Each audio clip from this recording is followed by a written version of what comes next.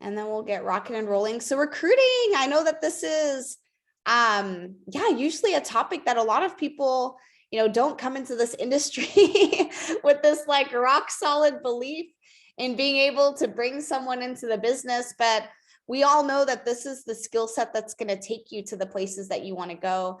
It's part of the A's, B's, and C's, of not just Q Sciences, but this industry.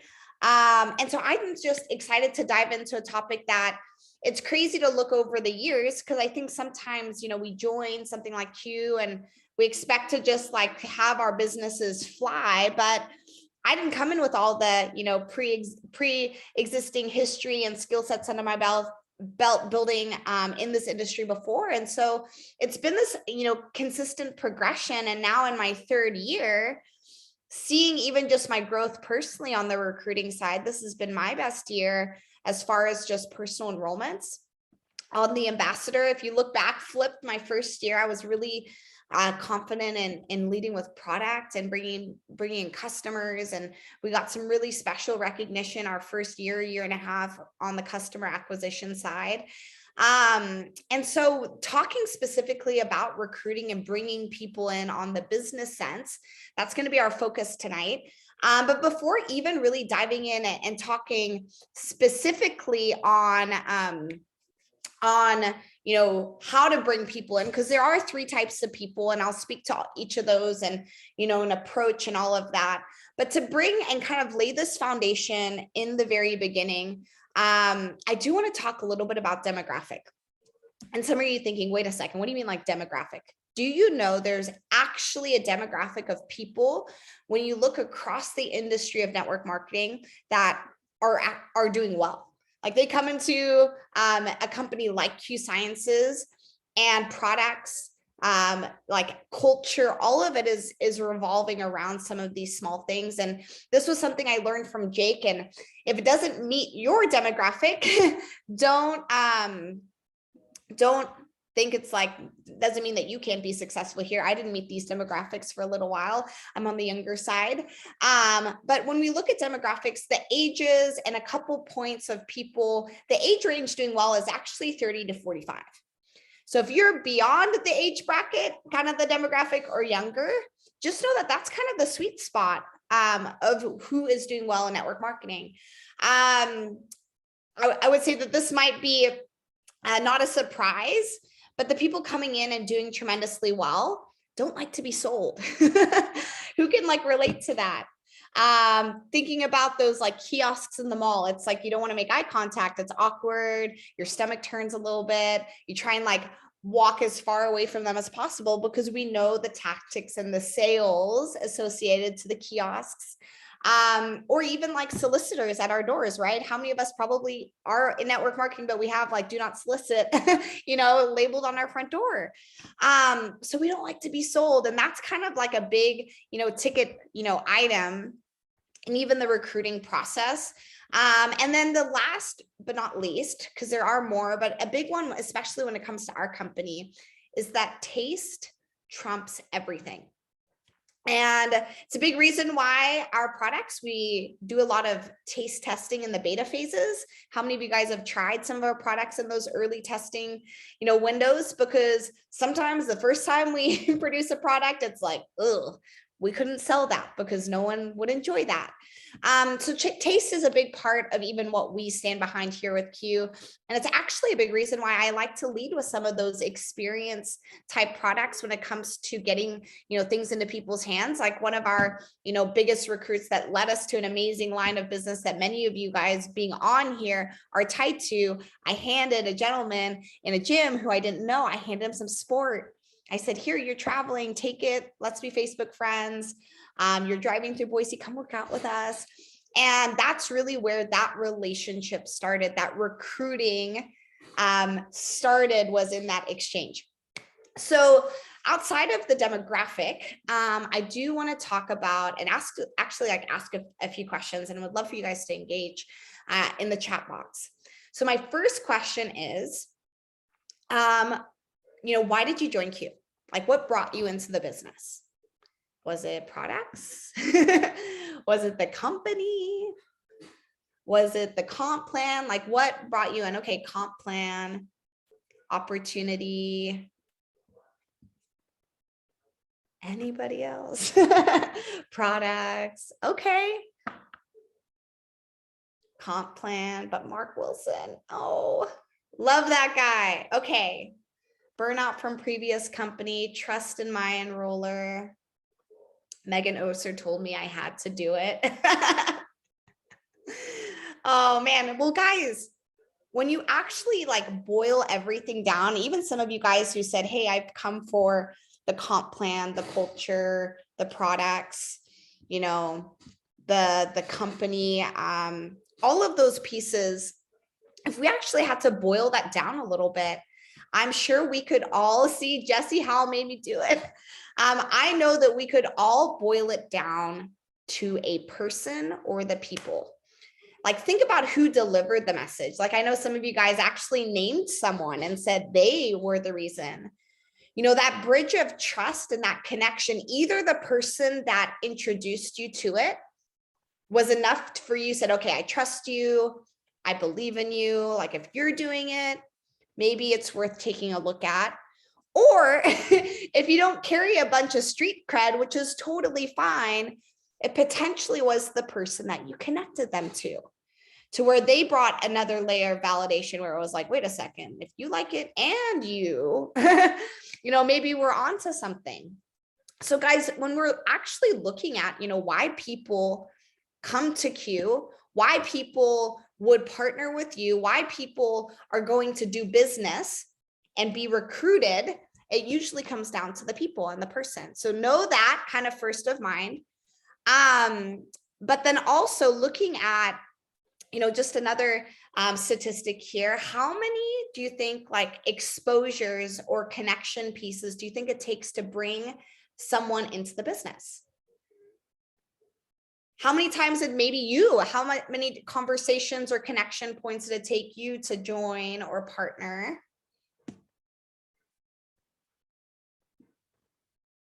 Nine, 3 to 5, 1 or 2, I forget. So the average is 8, like literally 8.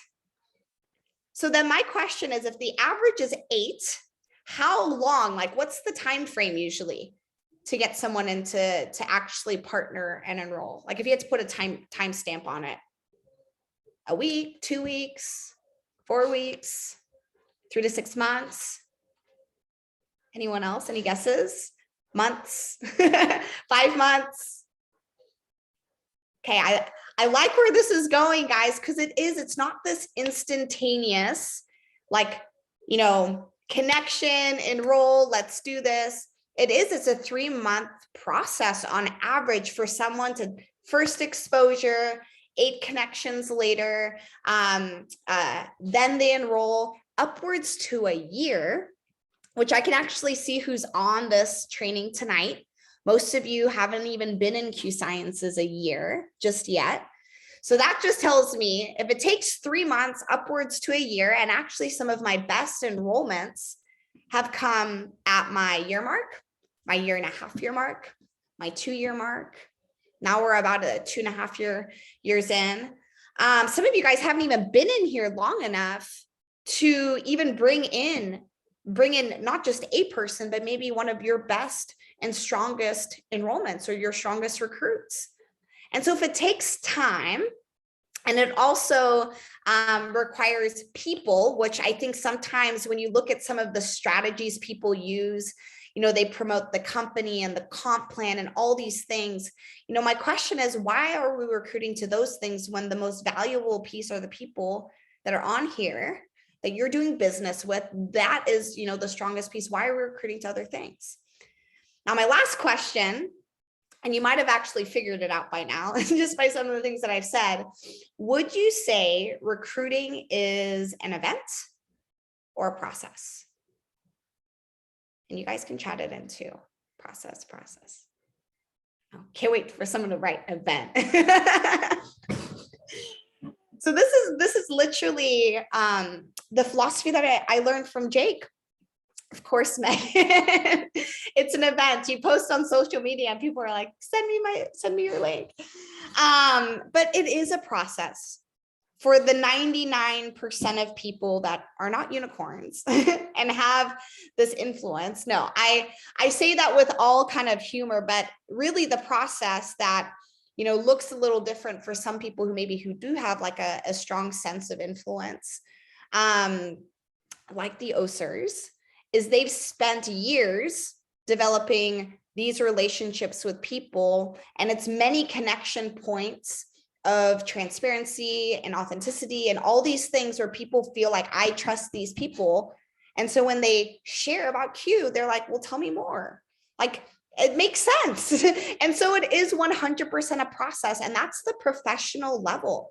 If we're here just thinking it's this one and done event, expose, recruit, like that's the amateur level, guys. And if there's one thing that I can challenge you all with, and even challenge your teams, your newest ambassador, especially, that it's not just this, quick transaction. It's a process. And sometimes it takes time for someone to join. And especially the time that someone sticks and stays is oftentimes the validation that someone even needs to join, because a lot of people just think it's, someone's in, then someone's out. They're going to do it for a short amount of time and poof, they're gone. So time really validates it, but oftentimes timing is everything. And so knowing kind of that foundation, who our demographic is, who we should be recruiting to, the amount of touch points a person should be getting, you're probably thinking, holy cow, this is a lot of work. Yes, it is.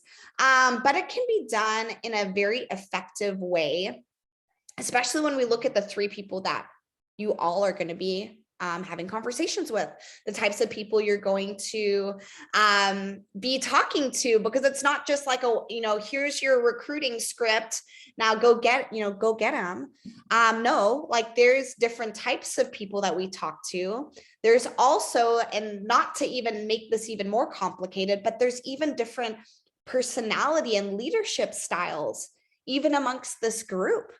So what I say isn't even going to be this concrete black and white, because there is a whole nother training topic that we could do around the 3 leadership styles that you will find in this business. There's educators, there's recruiters, and then there's promoters. And then there's, most times people are a blend of 2.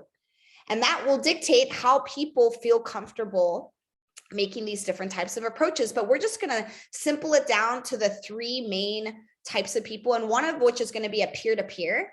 So these are people you see eye to eye with. These are your friends. These are your family. These are going to be the most common for all of us, just because most of us have a wider net of friends, but they're the hardest. And I'll explain why they're the hardest, because most times our friends, our family don't actually respect us as businessmen and women. They see us as maybe who we were when we were, kids, or who we were in high school, or who we were in college, the college days, right? Or my husband, back when he was in the Marines, I'm like, dude, I don't even know if I would have even, like, you could have recruited me as your wife back in your early Marine Corps days. Like, you were just a different guy. But no, to be like honest, like that's the hardest group, even though it's the widest reach, they're the hardest people to share with. But when we actually recruit 2 people, it's going to make a big difference. So we're going to talk about that one first. The other 2 are going to be people that you have influence over. So people that look up to you. Maybe you are in a work environment, or maybe within your career field, someone looks up to you. Maybe you're an aunt, like, generationally, someone looks up to you. Could be even like skill set wise. You're more of an expert in a certain, type of field, or like I say, profession. You could be a parent to someone, or you could even just be a friend that, someone calls you for the advice because they're like, man, I trust you. I look up to you.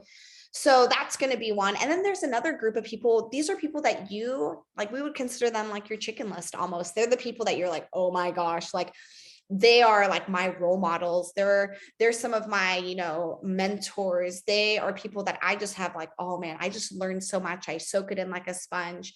These are people that, really have influence over you. And that's a whole nother, category that I think sometimes we can just quickly avoid because it's like, scary. But I will tell you that those are some of the easiest people to recruit. And I'll explain why. So talking peer-to-peers first, the hardest group that we could talk about, because these are our friends. And you actually have to keep that relationship first for the recruiting process to work.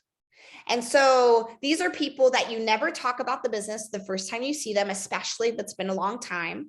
So, and if this isn't even a face-to-face conversation, you don't just like pop into someone's like, inbox and talk business. It's rapport. And it's oftentimes, if it's online, it takes even longer to build that rapport and that connection where there's an actual trust and connection.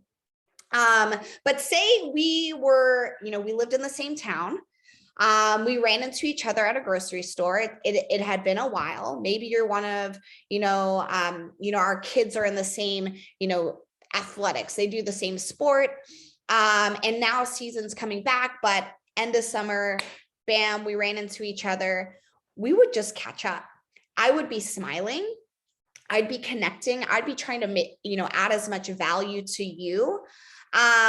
Because most people, especially in a peer-to-peer relationship, you wouldn't even realize this, but most people have like something, either, on their head or around their neck that says, make me feel important. So the more you make that conversation about them, the more it's actually going to feel good to them. And so when they start asking you questions back, guess what you should be doing? You should be deflecting them and throwing the questions right back to them. And so here's like, a rough kind of example. We run into a grocery store, we're catching up, how's summer? How's Colton? Oh my gosh, I see all of his photos on social media. He's so cute. I'm like, oh yeah, no, summer was amazing. Colton's getting so big. He's so fun. He's so animated. He's climbing on stuff. He's wanting to climb through dog doors now. We took our first family trip to Hawaii this year. I mean, it was just like a dream come true. But tell me, like, how are you? How are your kids? What's going on in your world? And then all of a sudden they start sharing. And they might share positive things. They might share challenging things. They might start sharing, gosh, well, this last couple of years, it's actually been really tough. As you know, like I have some underlying health conditions that have just, made the last couple of years really, really hard, just like mentally and emotionally. And then, gosh, my husband had, all of the, cutbacks impacted his employment, and it really impacted us financially. So it could be something like a whole snowball around some real challenging things. And that's really where whether it be the positive or even like the hard stuff, I would just be digging in and questions of just being like, oh my gosh, like, tell me more about the employment side. Like, are you guys okay? Is there anything that we can do? Oh my gosh, like, like on the health standpoint, I would ask questions on that. Like, have you been able to stay healthy? Do you feel like you have to stay home? Or if it's even on the positive things, I would just ask about their trips and the fun things that are happening. I would build as much content in my bucket of who they are, what they have going on, their family, their recreations, because there might be something that triggers to where you want to share the business. That, raise your hand if that happens, right? And those are the moments where I'm sure we oftentimes feel like, oh, this is my cue. Oh, I have something you got to take a look at. I've got a product for you. It's like sound the alarms, like share Q sciences. Guys, this is where we have to have control, like self-control. And I have to bite my tongue so often because I get so excited where it's like, oh, I can help you, but we shouldn't. We zip it. You don't mention the business at all. You never mention the business, especially on the first conversation, because as you're building all this rapport and making this person feel special and important and deflecting questions and making it all about them, it's going to resonate because most people aren't like that. I know this for a fact. I work in a people business outside of this industry. Most people, if I'm asking about them, they just love talking about themselves, and it's wonderful. I love it. Now, we call this almost like a backdoor approach in a way to where you don't talk about the business, but now you have maybe 1, 2, 3, a whole list of reasons to reach out to them. And this is where the recruiting process becomes really simple because now you're a hookup to another person, and you have a solution around a pain point. And so maybe my friend's name was Rachel. And so I would call her up. I would actually wait a couple days, maybe even a week. And I would call her up and I'd say, Rachel, I know this is so random, but seeing you last week at the grocery store, it was so great to catch up. But there was something that you said that I could not stop thinking about. You mentioned your compromised health, just some of your underlying conditions. You mentioned just the impact financially on your family. And I know this sounds crazy, but I have someone that I have to introduce you to. I've known them for a while and they're actually pretty good in business. They've helped Ben and I tremendously in the last year because, as you know, we own a non-essential business, which, you know, could have been devastating, but they've been able to help us really get ahead during that time.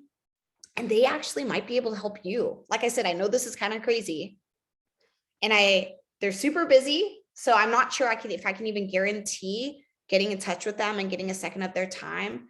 But if I can, this could be impactful. Let me give you a call back. And so you have this dialogue to where you're like, I'm the hookup. This is what they did for me. Maybe they can help you. I can't guarantee it. Let me get back to you. And guess what you do? You then contact your mentor. You contact the people you work with. And you get a couple times. Now, the biggest thing is you don't call them right away or text them like, hey, they can do tomorrow at 5. Does 5 o'clock work for you? No, you wait a day.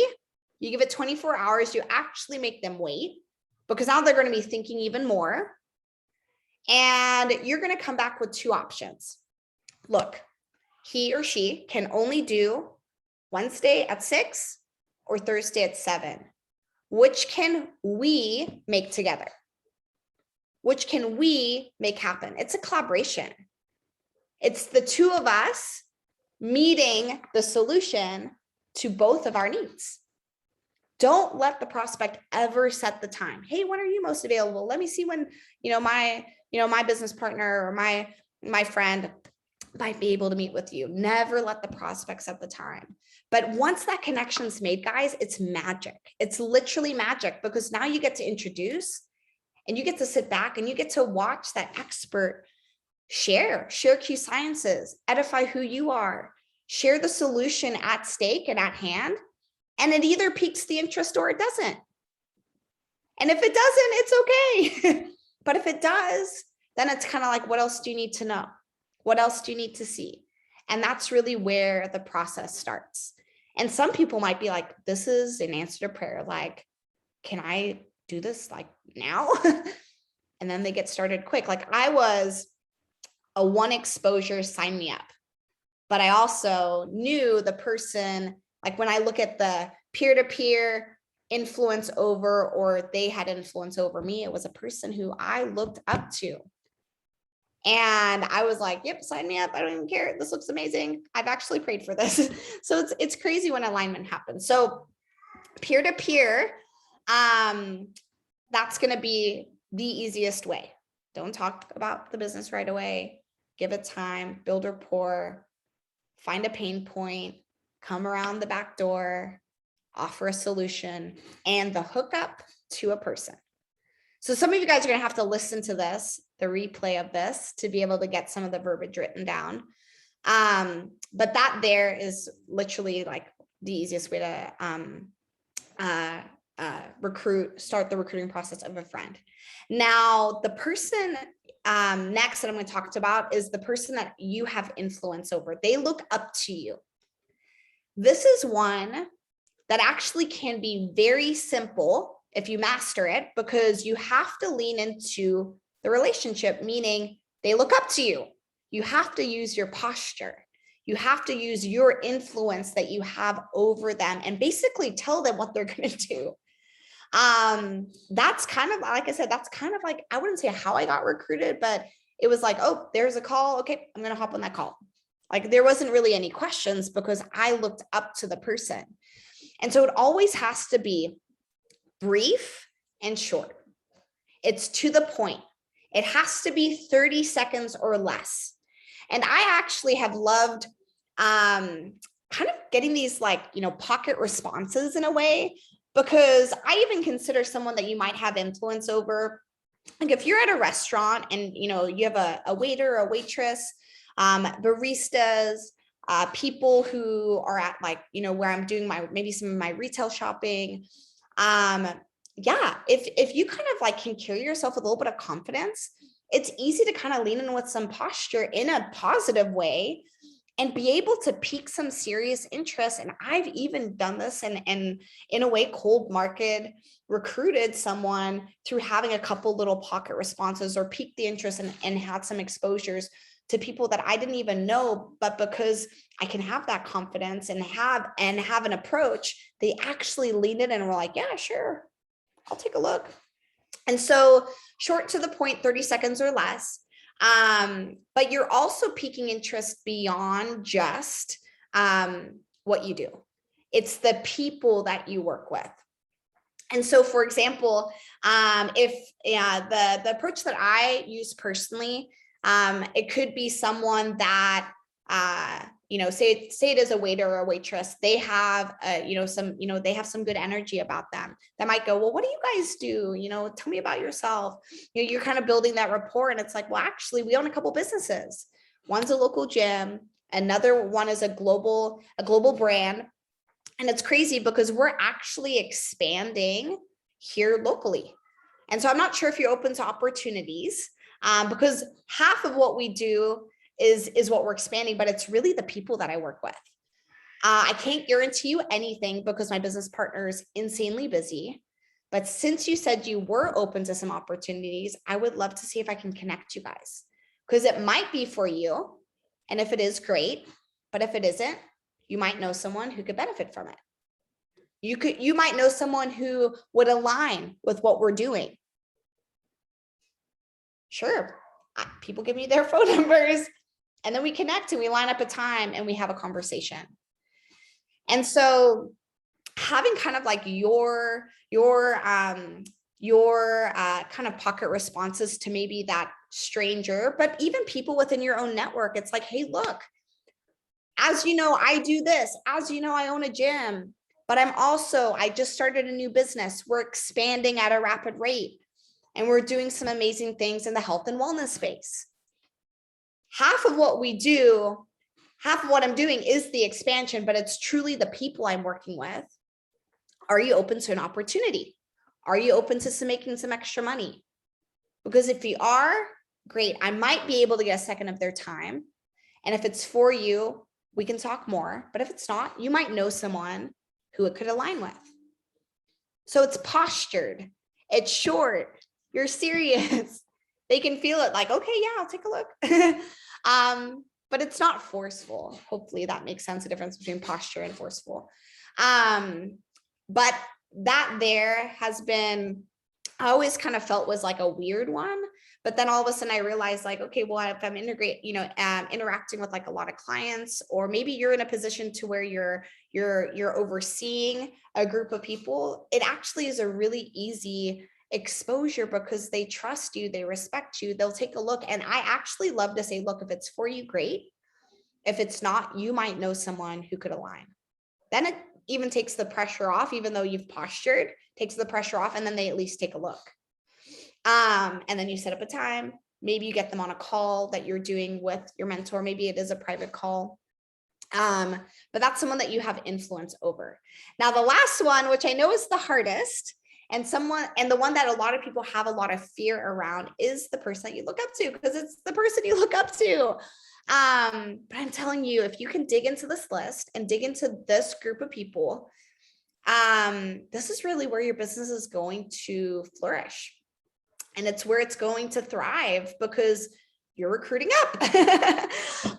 And it's a topic I love to train on, because there was a pivotal point in my business, and I just realized it's getting really dark. So let me turn on my office light. But it was last summer. My first year and a half into Q, I shared in the beginning, it was really comfortable for me to lead with products and bring in customers. And then on the recruiting side, I would almost like look for the type of person where I was like, I did have influence over, but I knew they like needed an opportunity versus the business mind who wanted an opportunity. And I don't say that with any disrespect, but I was like, I want my business to grow. Like I wanted to multiply. I wanted to really reflect what I truly believe, the value that I bring in, because it's flatlined. Like it's literally doing nothing. And so I actually left a trip. It was the first Silver Summit Q ever did. It was July of 2020.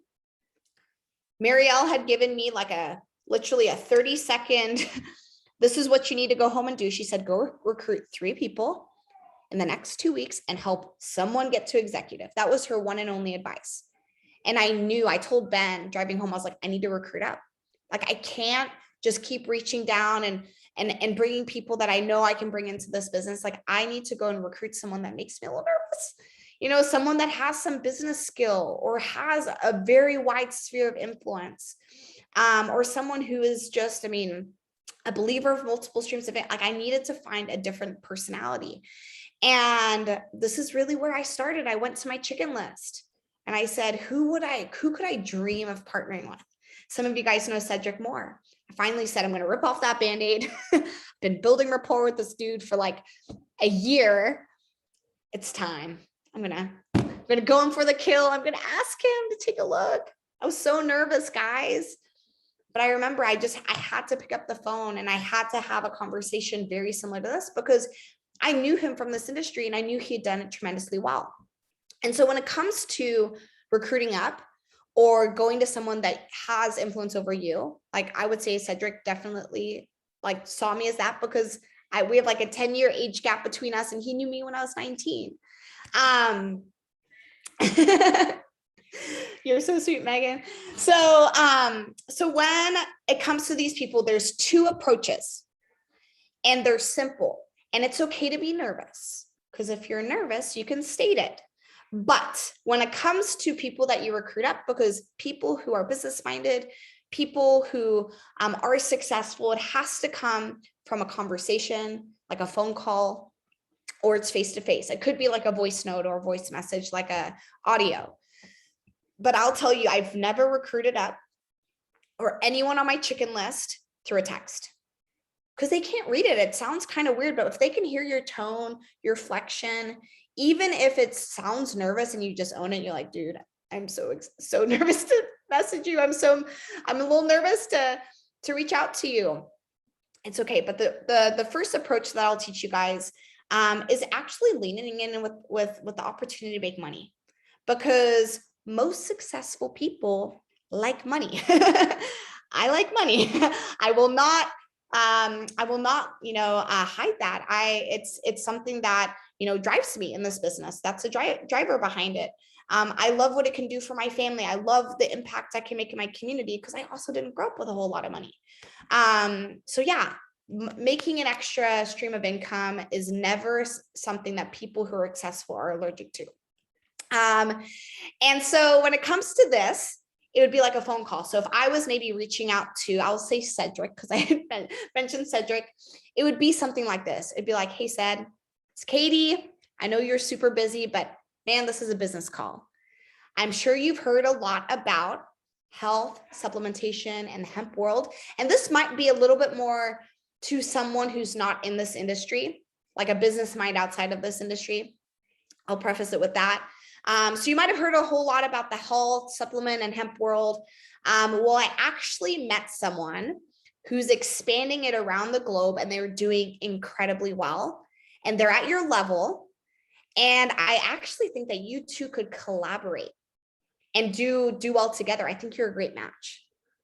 Are you open to making some extra money?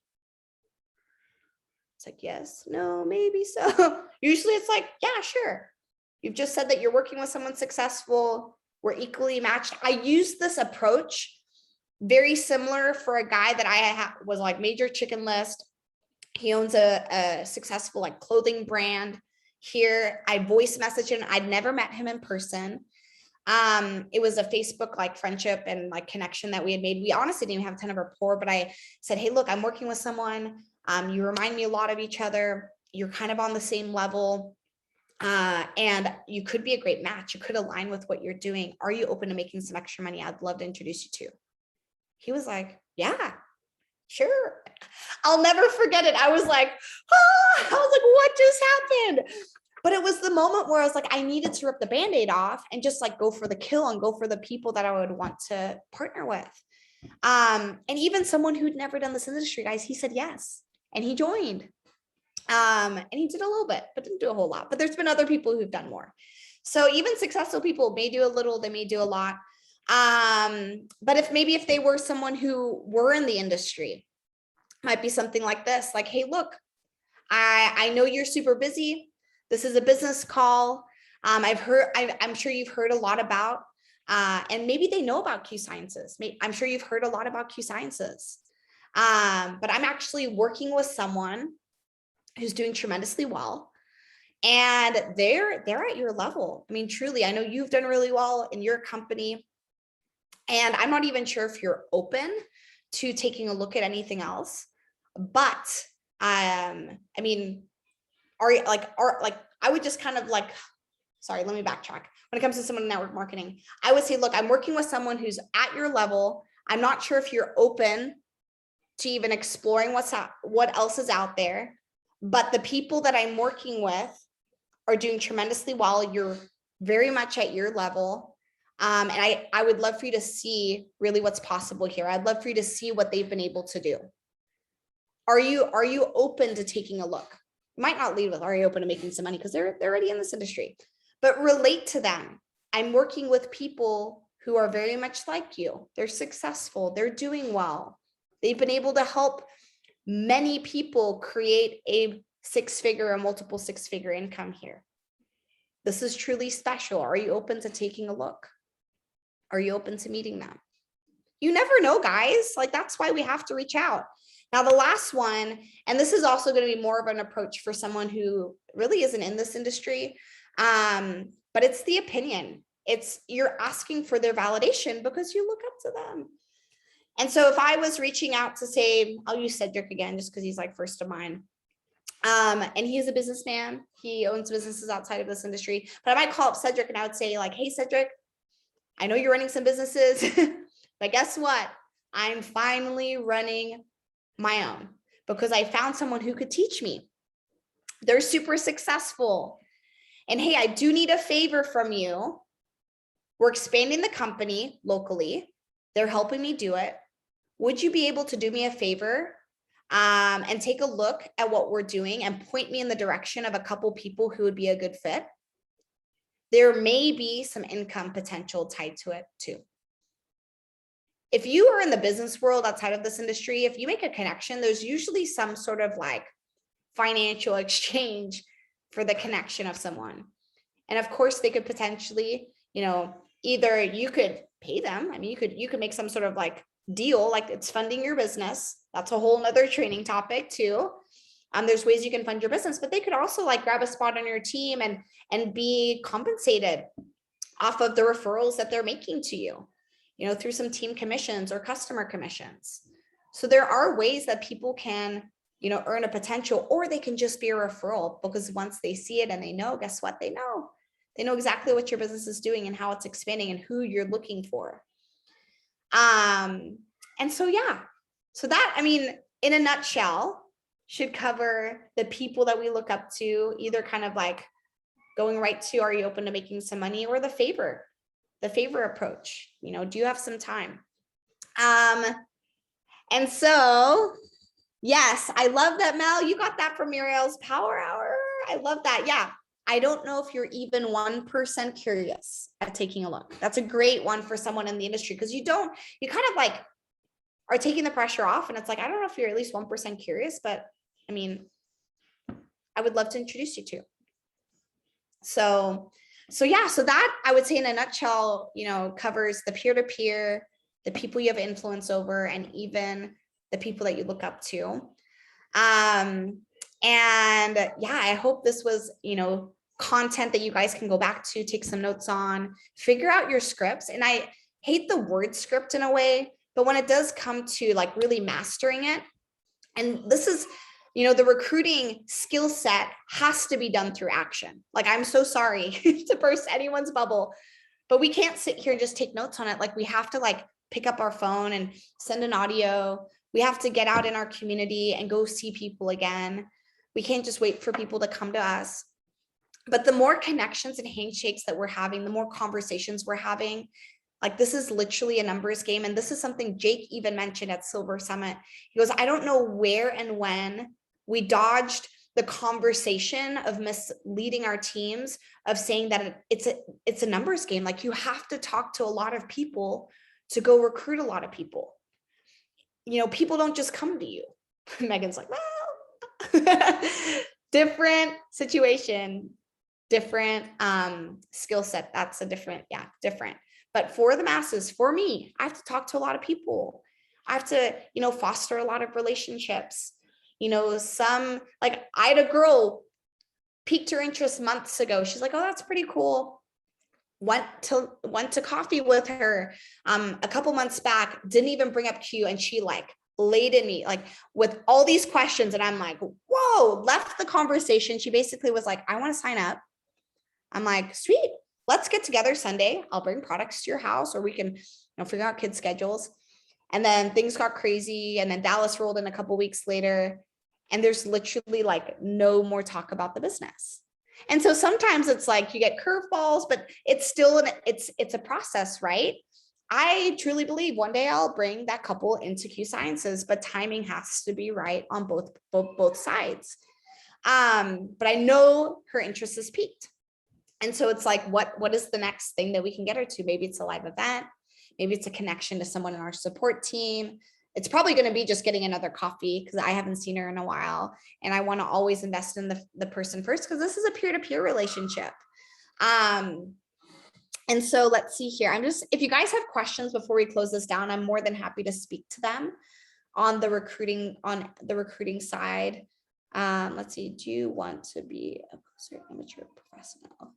Let's be professionals. Finding quality people to prospect is a skill. Yes. And guys, I am proof.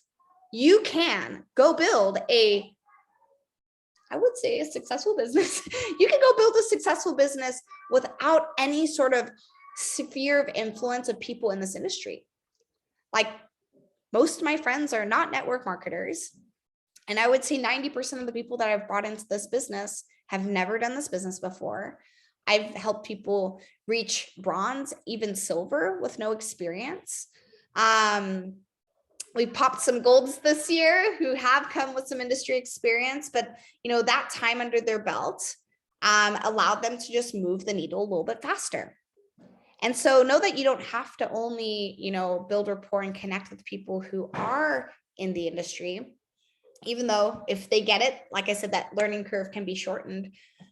But with time and the right skill sets, our process here wasn't an overnight success. It took us 2.5 years to reach platinum. We're not slowing down. But it's taken time for us to really learn these pieces, especially on the enrollment side, because there's no one else who can you can guarantee on funding your business with new people other than yourself. I mean, it's great that we can get placement in our compensation plan, but it should never be expected. And I knew early on that I would never expect it. I've really only gotten about 2 placements in my time, one of which that did something, but the rest of it has been through literally an organic build here. So if we can do it without having a network in this industry, even though you can network to people in this industry, you guys, the sky's the limit, truly.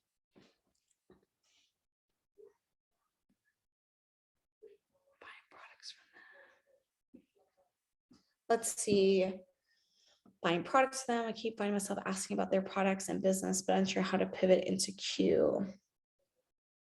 So, okay. So I don't usually go right to hey, tell me about your products, or hey, I'll buy products from you. I actually have a girl. I still need to meet up with her. And I honestly don't even know. I'm always thinking plant seeds, things could come to fruition 5 years, 10 years down the line. That's where my thought process is, especially with people who are doing well in other companies.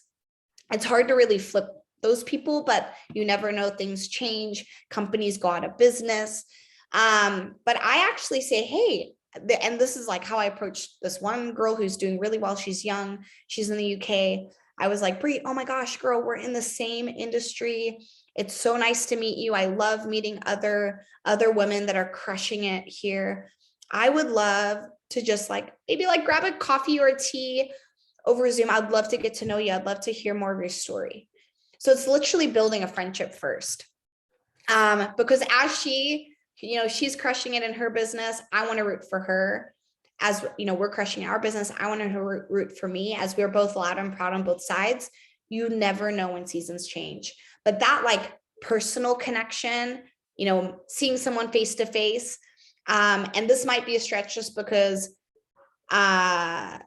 travel is a little bit more limited, but if you had some of these online connections, and you're traveling to a place, like meet up with these people. I knew that I was traveling to Houston and I can't figure out Facebook for the life of me. The whole new platform used to be able to like search your friends list and know where people are. But there's a girl that I kind of know, not in the industry, but I just sent her a message. I was like, girl, I'm coming to town. I'd love to connect and like, grab some lunch or grab a coffee with you. So I always lean in heavy with the relationship. But buying products, I know my friend Nikki, and I do believe she had some like face-to-face like Zoom connections with them, but they did kind of like I'll buy your product, you buy my product, let's support each other's business. And I think she may have even bought product without even sharing Q. Like there was a Zaya girl that she bought product from. But then once she bought the product, it almost was even like a natural way to be like, hey, look, I would love to share what I have going on. As I said, I know we're in the same industry, and I got to take a look at your stuff. You might know someone who aligns.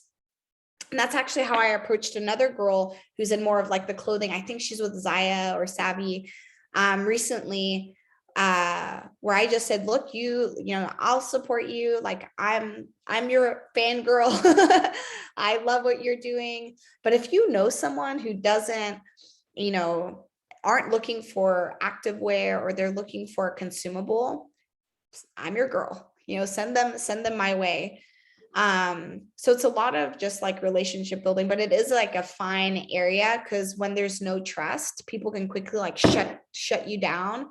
And Bridget and I actually noticed that when we were doing some more like cold market kind of almost some rapport, but even like moving on to the business too fast, she had some girl be like nasty to her, kind of like blocked her.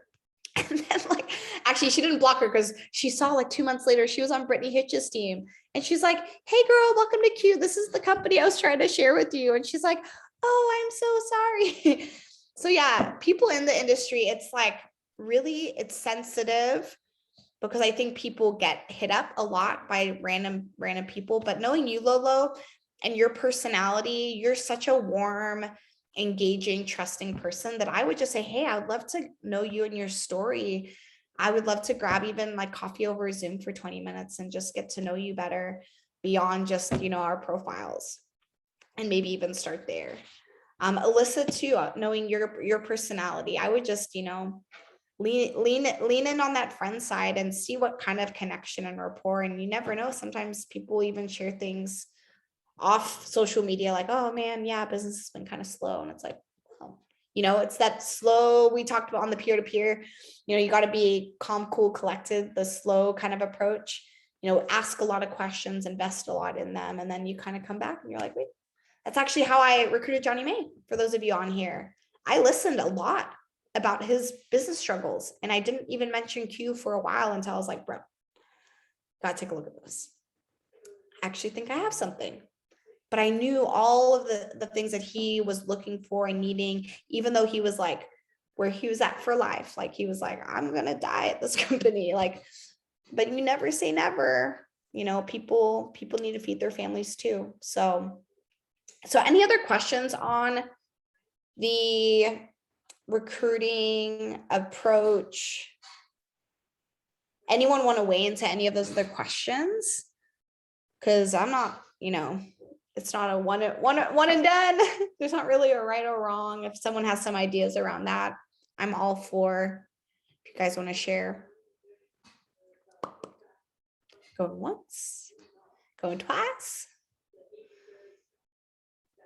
All right. If there's no questions, guys. So yeah, sort your lists. So helpful. Okay, good. And I learned the coffee approach from Marielle. That's how she meets and networks with a lot of people. And actually, she met Abby out in Australia. She's a gold in Australia. She met Abby online, and it was a total stranger connection. Got to know her. Yeah, it's crazy. You never know who you're going to meet. So with that, guys, let's just rock it. I mean, we have 10 days left in October. We have how many? About 10 weeks left in the year. I know that sounds crazy to say, but this is my favorite time of Q. There's a lot that you pump through the funnel of bonusing and incentives and to really fund Christmas for people. There's people looking for an opportunity right now. There's people praying for an opportunity. I know that for a fact. To not have to put Christmas on a credit card again, and knowing how generous our compensation is, like we just need to go loud and proud, have as many conversations, connect as many people as possible, share. And you'll be surprised. Some of you will bring in a couple people by the end of the year. Some of you might bring in I don't know, how do you say it? Like couple tens. You might bring in, 10, 20, 30, 40, high enrollers might bring in an extra 50 people between over the next couple weeks. People want what we have, guys. It's a sweet spot. Don't be shy. And Lauren and I, this last thing I say, Lauren and I just encountered today just the power of timing. Like if you are like, I need to call this person, like call them. If you're like, I should talk to this person, talk to them. Like there's like a level of intuition that this business requires. And I've felt it. I've seen the power in it. There's people that I was like, I didn't want to talk to them. They literally were praying for an opportunity. So there's some intuition, but someone who just joined was like, I don't know. I'm in, I'm out. I'm in, I'm out. Wait, I'm ready. I want to share. And no joke, the first person she shared with enrolled with someone else like 24 hours, like prior on another team. Lost in the ocean. I'm just kidding.